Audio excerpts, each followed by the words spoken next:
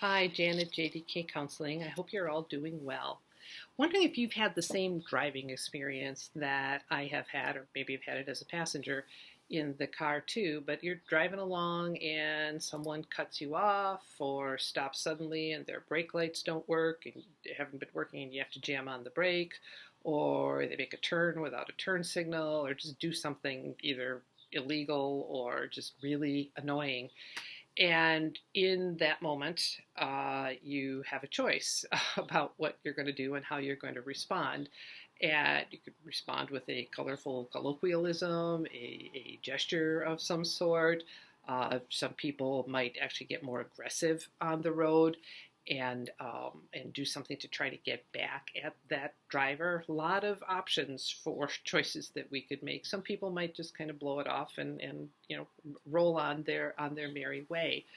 Um, but the bottom line is the person has done something that they shouldn't do, and we can grouse about how they have done something they shouldn't do and get all angry and upset about it, or we can make a choice about how we want to respond to the reality of the situation that is happening right now. Rather than it shouldn't be happening, the fact is it did happen or it is happening, and we have a choice about that. Same thing happens in our households, in our schools, our workplaces, churches, communities. We have a choice about how we respond or whether we react. And we all have ideas about how things should be. We've learned them growing up from our families, from our educational system, from our churches, from the world around us. And there are certain things where we, either as a family or a couple or a church, a school, a community, a nation, have agreed to sort of these are the rules of the road. And when the rules of the road are broken, this is what happens. And some expectations, some of the shoulds, are things that we personally think should happen, our personal worldview of how things should work. When our personal view of how things should be and the reality of what is actually happening meet head on, things can get dicey in our families, as a couple, in our workplaces, all over. Things can get dicey, and our responses matter. Our choices in how we respond matters. We have a choice to escalate or de-escalate tensions. We have a choice to increase understanding or walk away so there is no understanding. We have a choice to listen. We have a choice about when we will speak. We have all kinds of choices. Um, but when we live in a time of great anxiety like this, and we are living in a time of great anxiety as a nation and great anxiety personally, we seek some sort of control, some sense of agency when things are ambiguous all around us. And we cling tighter to our shoulds, our worldview, our shoulds about big things and about the little things.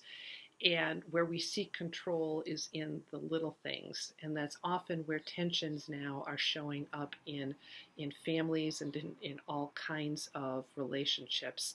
Things that we might normally let roll off our back now are starting to be points of resentment, points of irritation, points of aggravation. And it's getting harder as the anxiety continues for us to sort of manage that in ourselves. I'm seeing it in my practice, I'm seeing it in people all around me. And quite honestly, therapists have days like that too, where the anxiety or tension is just a lot to manage. But we have to pay attention and notice when is when our expectations are getting in the way of our relationships.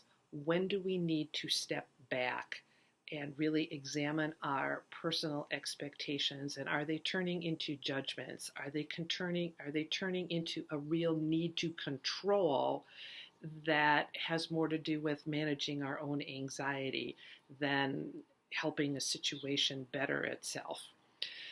It's something that human beings just struggle with. And in a time of anxiety, we need a place where we have some control and some sense of agency. If you're having a couple bad days with that now and then, and you can apologize for maybe any hurt or injury that you've caused to somebody because you've had a bad day, that's just normal human kind of stuff. We all have days like this. But if your anxiety, if the sense of control, the sense of expectations not being met, sense of agency is really starting to get to you, and it's showing up in irritability in your relationships and not being able to sleep and eating too much, drinking too much, eating too little, more bickering, less patience. Check in with somebody for a little support. It doesn't mean that you're mentally ill. It doesn't mean you're abnormal. It just means it's actually a normal response to a very abnormal time. And we all need a little help getting through this time and this speed bump. So notice how anxiety shows up in your body. Notice how it shows up in your relationships. And if it's anxiety is getting in the way, take some steps, make a choice to do something to get you through this speed bump. Somebody like me is certainly available to help with that. There are lots of other therapists out there. Your priest, your minister, your rabbi, your imam, all kinds of people are out there to help us all get through this speed bump um, of managing all of this anxiety right now. You can reach me at jan@therapysecure.com.